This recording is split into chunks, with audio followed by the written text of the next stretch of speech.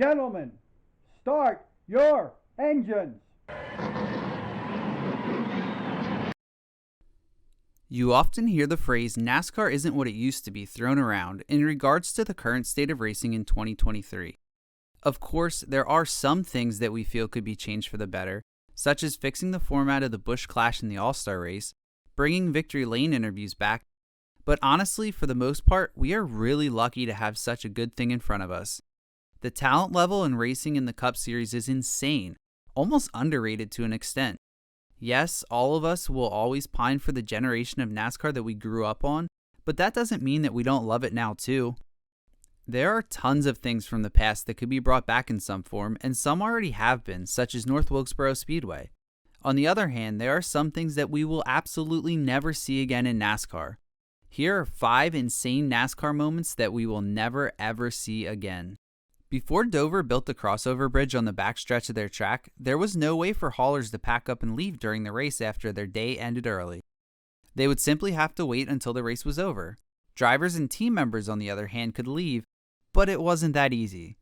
Jimmy Spencer lost an engine and only completed 100 laps in the 1994 split-fire spark plug 500 at Dover Downs.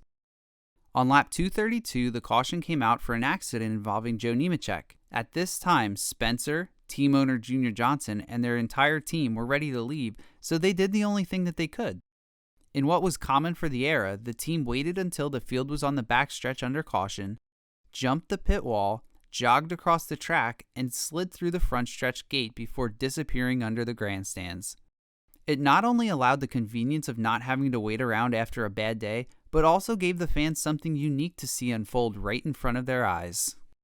In the past few years, we've seen a handful of instances where someone hops in the passenger window of a race winner's car to celebrate with the winning driver. No matter who it is, it's a cool experience, but nothing tops watching a driver celebrate a once-in-a-lifetime moment with their kids. Back in the past, this happened often, not with kids and not after the race, but during it. Kyle Petty led the 1993 Budweiser at the Glen with just around 5 laps to go as Dale Earnhardt and Mark Martin tried their best to chase him down. All of a sudden, Petty and Earnhardt's cars both sat crumpled against the wall at the top of the S's. What happened was Petty hit a rumble strip, lost control, and spun around, and Earnhardt had absolutely nowhere to go and slammed into the side of Petty.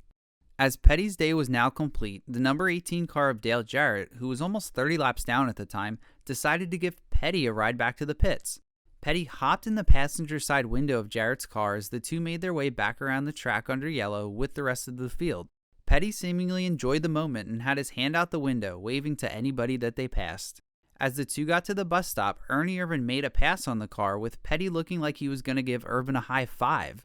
Irvan jokingly gave the number 18 car a big donut in an extremely unforgettable, once-in-a-lifetime moment. The 1997 Busch Grand National Series season concluded at Homestead, thus with 2 things you will probably never see again.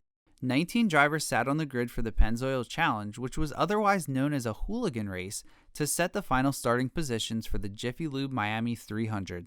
This 30-lap shootout took place the day before the race itself and was not short on action. It saw 3 cautions and a close battle for the final spot at the end of the race between Shane Hall and Ed Barrier. Hall gave it everything he could before spinning and slamming into the wall. Mark Green, who made the field for the finale, picked Hall up on the track and drove him back to the pits with Hall sitting on the deck lid of his car. On lap 369 of the 1993 Food City 500 at Bristol, Brett Bodine and Ricky Rudd made contact, sending Rudd around before backing into the wall, leaving the back of Rudd's Tide machine all crumpled up. Rudd got the car back going immediately and headed for the pits.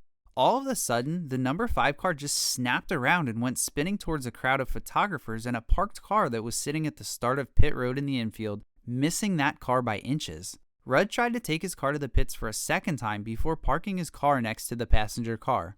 His car was eventually towed back to the garage area, where he was credited with a 26th place finish. Rudd then made it known that he was not happy with Bodine, walking over to the team's pit stall before sharing his opinion on the incident with some of Bodine's crew members. The 1981 Daytona 500 saw one of the most unique crashes of all time. Jeff Bodine's number 23 car spun off of the track after hitting oil from the car of Terry Labonte, who lost an engine. As Bodine looked like he had the car saved, it slowly continued forward, briefly catching air as the car headed for the infield. The press, medical workers, and photographers leaped out of the way as Bodine's car rolled down a hill before eventually crashing into a station wagon that was sitting at the bottom of the bank. Fortunately, nobody was hurt in the wild incident. Thank you for taking the time to watch this video. If you like this, please make sure to click subscribe if you haven't already so that you are the first to know when one of our new videos comes out.